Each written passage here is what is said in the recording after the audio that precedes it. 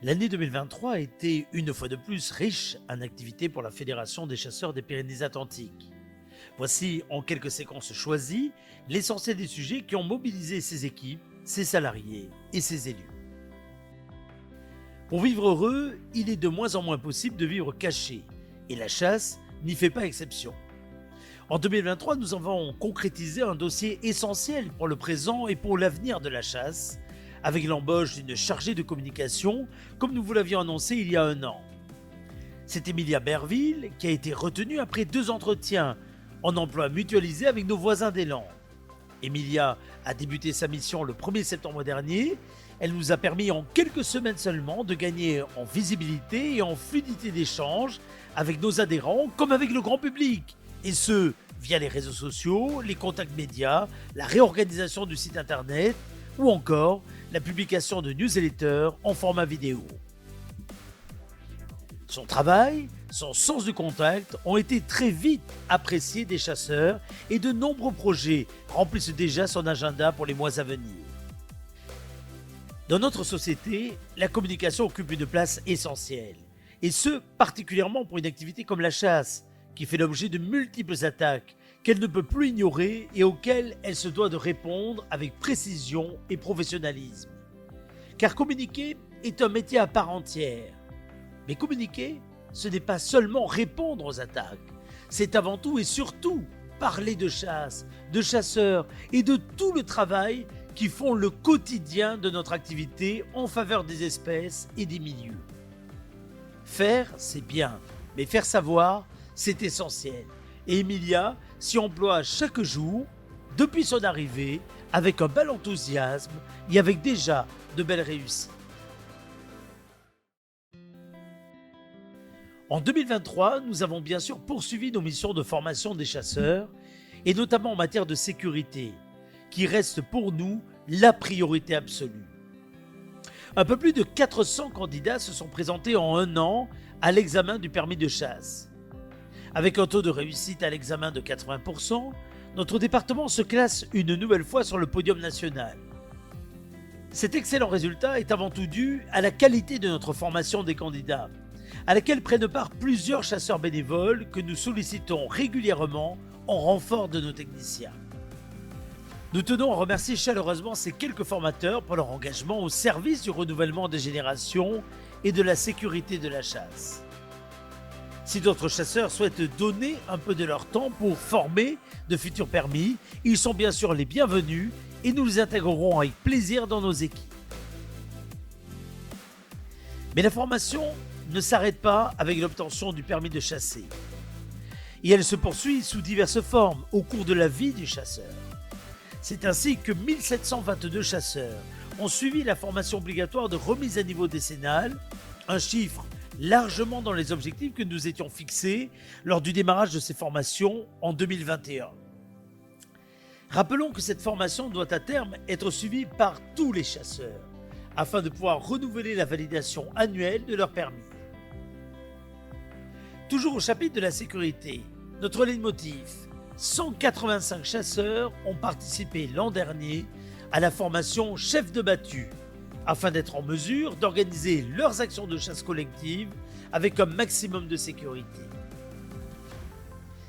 Là encore, en raison de la complexité et de la responsabilité qu'implique l'organisation de chasse collective, tous les responsables de battue devront obligatoirement avoir suivi cette formation d'ici 2026, terme de notre schéma départemental de gestion cynégétique. Une fois les grands gibiers attrapés, il faut ensuite traiter les carcasses dans les meilleures conditions d'hygiène. Nous avons pour cela formé 67 nouveaux chasseurs à l'hygiène de la venaison, afin qu'ils soient capables de détecter toute anomalie lors de l'examen initial des carcasses, que les chasseurs partagent ou cèdent parfois à des tiers, des collecteurs ou des ateliers de traitement. Encore une fois, la responsabilité du chasseur est non des moindres, puisqu'il s'agit ici de denrées alimentaires. Enfin, 116 chasseurs, agriculteurs, étudiants des lycées agricoles ont participé à la formation piégeurs agréés, et ce, afin de pouvoir intervenir pour protéger les productions agricoles contre les dégâts causés par les ésodes, des espèces susceptibles d'occasionner des dégâts. Mais aussi pour certains de répondre à des demandes de particuliers ou de mairies, ou encore de participer à des programmes de lutte contre les espèces exotiques envahissantes, les fameuses EEE, telles que le ragondin ou encore le vison d'Amérique.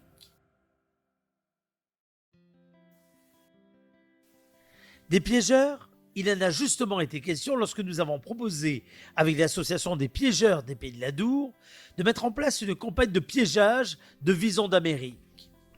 Cette espèce, introduite au siècle dernier pour sa fourrure, s'est malheureusement implantée durablement sur notre territoire, à la suite de fuites d'animaux ou de remises en liberté volontaire dans la nature. Le vison d'Amérique entraîne parfois des nuisances aux élevages de volailles, mais il est surtout une menace importante pour la biodiversité, notamment pour le très rare vison d'Europe, espèce protégée et en danger d'extinction dont il est un redoutable concurrent. Plus d'une centaine de visons sont capturés chaque année par les piégeurs basco-béarnais. Mais cette année, nous avons voulu aller plus loin en mettant en place une campagne coordonnée de piégeage. La dernière datait de 2011. Grâce à une dotation obtenue au titre du Fonds vert, nous avons pu équiper plus d'une centaine de piégeurs avec des cages qui ont permis en un mois la capture de 64 visons d'Amérique, ainsi que de très nombreux rats et ragondins. Cette campagne a été un vrai succès, si bien que nous envisageons de la renouveler dans les mois à venir. Car outre le vison d'Europe, le vison d'Amérique impacte de nombreuses espèces sensibles, telles que les crevisses à pattes blanches, mais aussi de nombreux poissons, amphibiens, oiseaux et rongeurs vivant au bord de l'eau. Grâce à leur action bénévole, les piégeurs démontrent une fois de plus qu'il est possible d'agir efficacement et à moindre frais en faveur de la biodiversité, en faisant tout simplement confiance aux gens de terrain et avec un minimum d'encadrement et d'animation, ce qui est bien entendu le rôle de la fédération. En 2023, nous avons également poursuivi notre programme Biodiv Nouvelle-Aquitaine, qui vise à créer des aménagements favorables à la biodiversité, tels que des plantations de haies ou encore des creusements de mares. Plusieurs projets portés par des agriculteurs ou par des communes ont ainsi vu le jour, à Espelette, où les enfants de l'école ont participé au chantier de plantation d'arbres, mais aussi à Audox, Eugène-Cantor, à Pardispieta, Bassanès, Poursuy-Geboucou, Parbeis, Coiraz, Sauveterre de Béarn, Saint-Pé-sur-Nivelle, Setzer, la Bastide-Cézerac, Lussagné-Luçon, Auge-les-Bains ou encore à Saint-Étienne-de-Baïgory, projet dont François Pays Basque s'était fait l'écho. Tous ces projets ont pu être financés grâce à des fonds d'éco-contribution spécialement dédiés à ce type d'action qui enrichissent la biodiversité ordinaire en améliorant la qualité paysagère de nos territoires.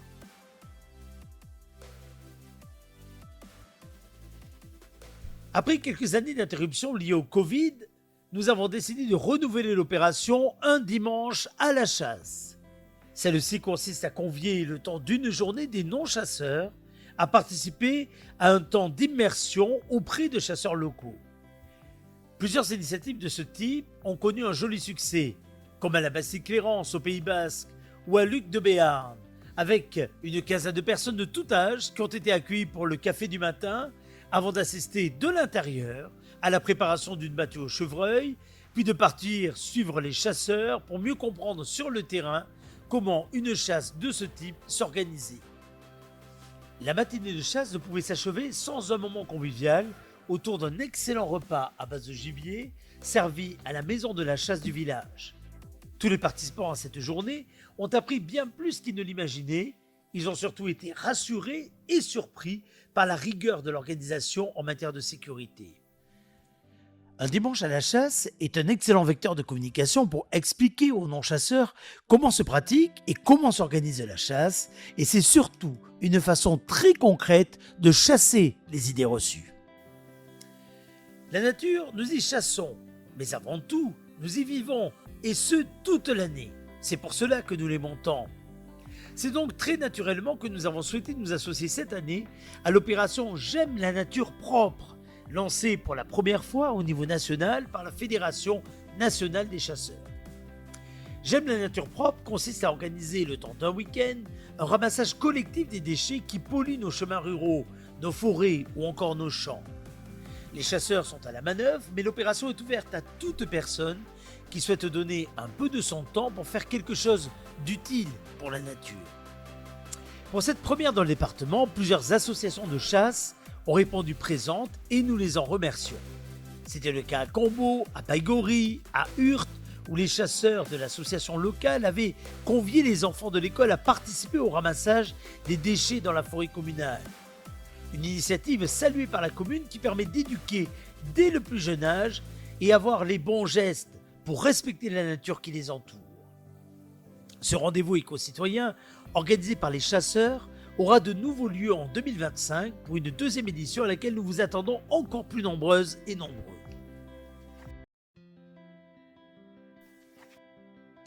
Depuis quelques années, le cerf et l'AF semblent progresser entre les massifs du Jaout, en vallée d'Osso, et l'Est-Tibet, en vallée de Louzoum. Les observations des chasseurs se font plus régulières et des petits groupes d'animaux commencent à se constituer. Face à l'inquiétude des forestiers, la gestion synergétique de l'espèce nécessite d'estimer les effectifs présents afin d'adapter au mieux les prélèvements d'animaux. Mais cette zone de haute montagne, difficile d'accès, n'a rien à voir avec les montagnes basques, dans lesquelles nous appliquons des méthodes classiques de comptage. Nous avons donc proposé un protocole de suivi validé par l'Office français de la biodiversité et financé par l'éco-contribution, afin de mettre en place un réseau de pièges photographiques répartis à raison de 42 mailles de 2 km par 2, répartis sur 10 communes de présence avérée ou présumée du cerf. L'objectif est de déterminer une tendance démographique de l'espèce et d'appréhender dans le secteur l'occupation de l'espace par les animaux. Au bout de seulement 3 mois de suivi, les premières informations collectées sont particulièrement intéressantes.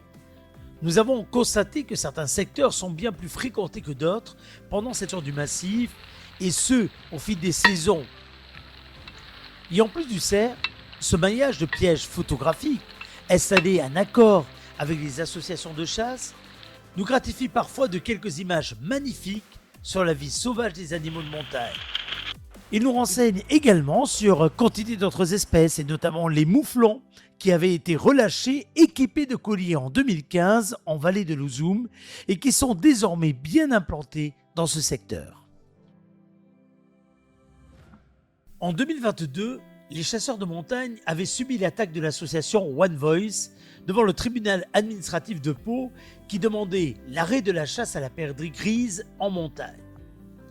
Le tribunal avait finalement donné raison à One Voice et la saison de chasse avait été écourtée de 2 jours.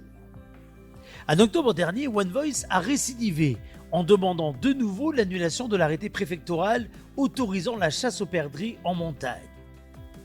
Un travail de fond réalisé entre l'administration préfectorale et la fédération a permis cette fois de faire échec à cette attaque en référé, de sorte que la saison a pu aller à son terme cet automne. Mieux, face à la solidité de nos arguments que la juge administrative a cette fois entendus, One Voice a préféré se désister de la procédure de fond, craignant un nouvel échec. Les chasseurs de Saint-Engrâce à Asson ont donc pu sortir leurs chiens durant les 10 jours de chasse, ce qui est extrêmement court. Au final, ce sont seulement 42 oiseaux qui ont été chassés, bien loin des 150 prises théoriques que permettait l'arrêté préfectoral. Un niveau de prélèvement très bas dont les chasseurs se satisfont cependant volontiers et qui démontre l'absurdité et le jusqu'au-boutisme des associations anti-chasse. Cette fois, heureusement, le bon sens l'a emporté. Le volet judiciaire a malheureusement occupé beaucoup de notre temps en 2023. Après la chasse à la perdrix de montagne, qui s'est toutefois bien terminée, c'est la saga des chasses traditionnelles qui a connu un nouvel épisode. Souvenons-nous qu'en octobre 2022, le Conseil d'État avait suspendu en référé les arrêtés de chasse traditionnels aux pentes de l'Alouette des Champs, suite aux attaques de One Voice encore, mais également à celles de la Ligue de protection des oiseaux. Dans l'attente du jugement au fond de l'arrêté de 2022, le ministère n'a pas souhaité publier de nouveaux arrêtés en 2023.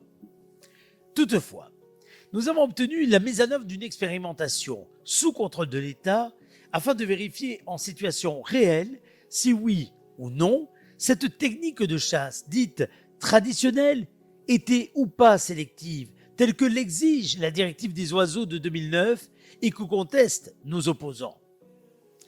Il s'agissait également de démontrer que la chasse à tir ou que l'élevage ne sauraient être des alternatives satisfaisantes à la chasse aux pantes. Et enfin que les autres espèces d'oiseaux, éventuellement capturées par accident, étaient relâchées en totale intégrité physique. Mais c'était sans compter sur l'acharnement de One Voice et de la Ligue de protection des oiseaux, là encore, qui sont allés jusqu'à contester par voie judiciaire cette expérimentation. Celle-ci était pourtant menée sous le contrôle permanent des inspecteurs de l'Office français de la biodiversité. Nous voilà donc une nouvelle fois devant le tribunal administratif de Pau, dont la juge, fort intelligemment, ne s'est pas laissée influencer par 2 jugements défavorables rendus à Bordeaux quelques jours plus tôt. Sous une pluie battante, 200 chasseurs sont venus en soutien devant le tribunal ce 2 novembre 2023 et nous les en remercions vivement. Ils ont eu raison, car dès le lendemain, le tribunal prononçait une ordonnance de rejet contre les requêtes des 2 associations. Nous avons donc pu mener à bien cette expérimentation sur la commune d'Ustaritz, à proximité d'une zone résidentielle où la chasse à tir ne saurait bien évidemment être une alternative possible. Merci là encore aux chasseurs ayant participé avec un vrai savoir-faire et une grande rigueur à ce protocole expérimental. Avec nos amis landais, nous avons également capturé en 1 mois près de 500 alouettes aux pentes pour 0 capture d'autres espèces. Ce résultat ne nous a nullement surpris car nous étions sûrs que la sélectivité de la chasse aux pentes serait facile à démontrer. Mais ces chiffres, sans équivoque, expliquent à eux seuls pourquoi One Voice et la LPO tenaient absolument à empêcher cette étude, afin de ne pas laisser la vérité apparaître aux yeux de l'administration et aux yeux des juges. Si la sélectivité des pentes est désormais officiellement prouvée, rien ne dit pourtant que cela suffira à faire triompher le bon sens. Car nous avons bien compris depuis longtemps que dans ce dossier hautement symbolique des chasses traditionnelles, la rationalité est rarement invitée dans les débats.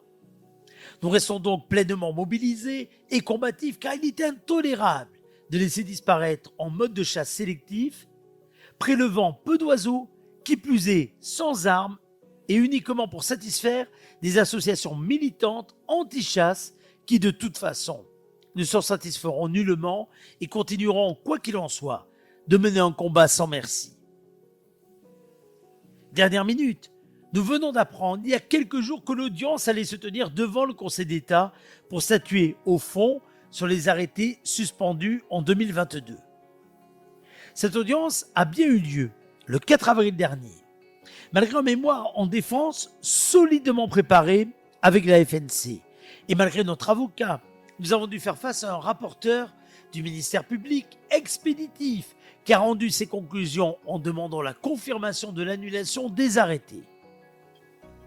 Quant à l'expérimentation scientifique mise en œuvre en 2023, elle n'a même pas été prise en compte. Enfin, comble de l'ironie, le ministère de la Biodiversité, censé défendre son propre arrêté, a rendu son mémoire 4 jours seulement avant l'audience. Pire encore, il n'a même pas pris la peine de venir le défendre devant le Conseil. L'arrêt doit être rendu très vite, mais dans ces conditions, il y a tout lieu d'être inquiet. Une fois de plus, nous avons le sentiment désagréable que la partie se joue bien avant les audiences dans ce type de procédure.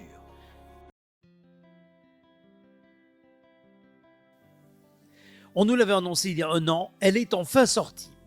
La fameuse boîte à outils censée aider les chasseurs à réduire les dégâts de sangliers. Celle-ci connaît une mise en œuvre progressive. Le 28 décembre 2023, un décret ministériel a étendu les possibilités de chasse du sanglier au mois d'avril et mai afin de protéger les semis de printemps. Il est donc désormais possible, sur autorisation préfectorale, de réguler les sangliers à l'approche ou à l'affût, voire exceptionnellement en battu, Même s'il est peu probable que des battues soient nombreuses à cette période de l'année où les chasseurs aspirent à faire autre chose après une saison souvent bien longue.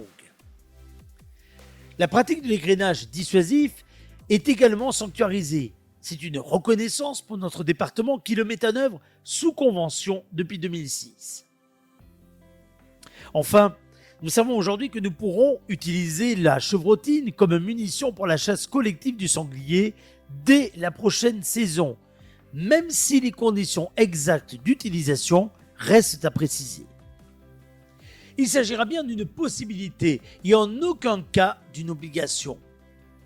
Dans le même temps, une convention financière signée avec Monsieur le Préfet en octobre 2023 prévoit un accompagnement financier de l'État dégressif sur 3 ans afin de contribuer au financement partiel des dégâts en attendant une révision de la loi d'indemnisation que nous réclamons depuis de nombreuses années.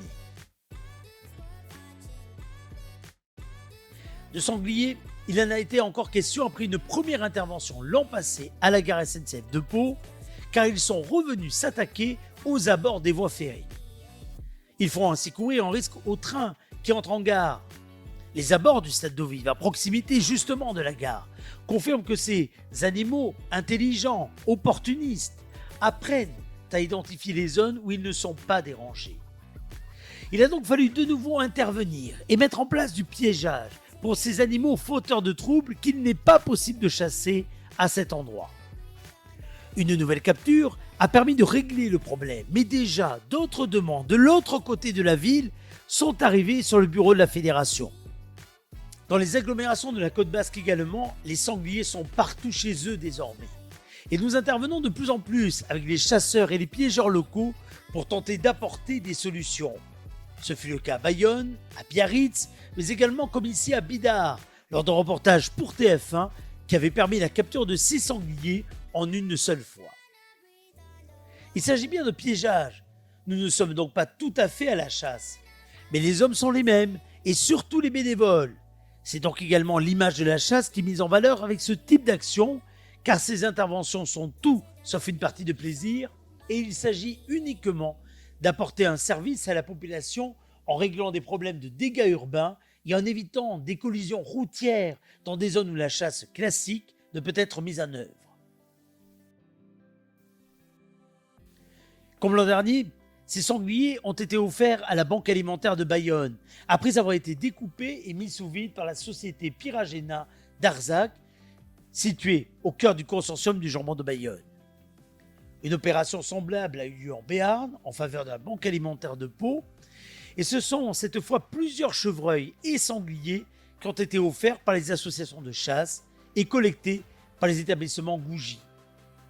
Merci encore une fois à tous les chasseurs pour ce don de viande de gibier, un produit de haute qualité, et ce, en faveur des personnes les plus démunies.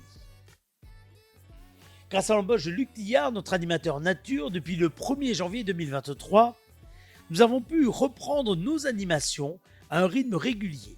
Et ce, après la pause Covid, puis les travaux du siège social La Saligue aux Oiseaux.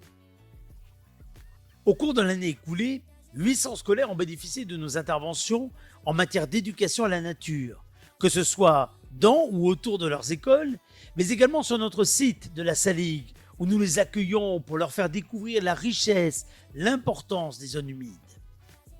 Les enfants, les enseignants, les parents qui les accompagnent sont toujours étonnés et ravis de découvrir à quel point la biodiversité qui est autour de nous est bien plus riche qu'ils ne l'imaginaient.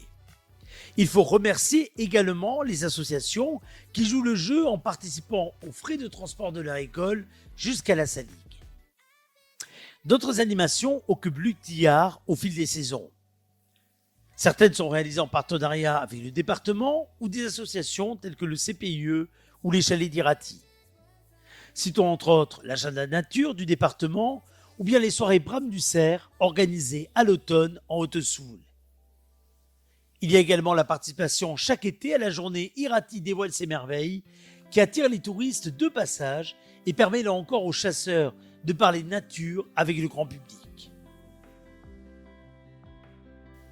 Autre motif de satisfaction obtenu au cours de l'année, le label Territoire de faune sauvage, un label obtenu pour notre réserve ornithologique de la Salique aux oiseaux. Ce label européen a pour vocation de faire reconnaître l'engagement des propriétaires en faveur de la conservation de la nature. Il regroupe plus de 500 territoires européens qui se distinguent par leurs actions en faveur d'une gestion durable des ressources naturelles. Grâce à une gestion conservatoire mise en œuvre dès sa création en 1992, la Salique aux oiseaux bénéficie désormais d'une nouvelle reconnaissance après son classement en 2006 par le département au titre des espaces naturels sensibles. C'est une nouvelle étape franchie pour notre site dans la perspective future d'un classement en réserve naturelle régionale obtenu auprès de la région Nouvelle-Aquitaine. Pour clore ce bilan 2023 sur une dernière note positive en faveur de la biodiversité, nous avons voulu cette année lancer une campagne de communication pour la préservation des faons et des levreaux ramassés chaque printemps par des promeneurs qui pensent de bonne foi que ces jeunes animaux sont abandonnés ou perdus. Mais il n'en est rien et il ne faut surtout pas les toucher, même s'ils sont seuls. À cette période sensible des naissances, les chiens laissés en liberté constituent l'autre menace importante pour tous ces jeunes animaux, très vulnérables, qui n'ont pas encore toute chance de leur échapper. Mais les personnes qui les promènent dans les bois n'en ont malheureusement pas conscience. C'est pourquoi la Fédération des chasseurs propose désormais à toutes les associations de chasse des panneaux destinés à sensibiliser les promeneurs chaque printemps afin qu'ils gardent leurs chiens en laisse et ne s'approchent pas des jeunes faons et levreaux qu'ils pourraient découvrir au hasard d'une promenade. L'information et la communication par des moyens simples peuvent parfois rendre service de façon utile à la préservation de la biodiversité. Et les chasseurs, qui connaissent mieux que quiconque la faune sauvage, sont totalement dans leur rôle lorsqu'ils font passer de bons messages aux usagers de la nature. Gestion synégétique, expertise scientifique, bataille juridique, préservation des habitats, aménagement des milieux, mais également éducation à la nature, et désormais, vous l'avez bien compris, communication de façon moderne, sont les mots-clés qui résument en une seule phrase l'engagement de la Fédération des chasseurs pour moderniser la chasse basco-béarnaise et l'ancrer durablement dans la société de 2024. De nombreux défis restent à relever et nous tenons à remercier tous les chasseurs, tous les partenaires et tous les élus qui nous font confiance et qui nous soutiennent au quotidien pour y parvenir.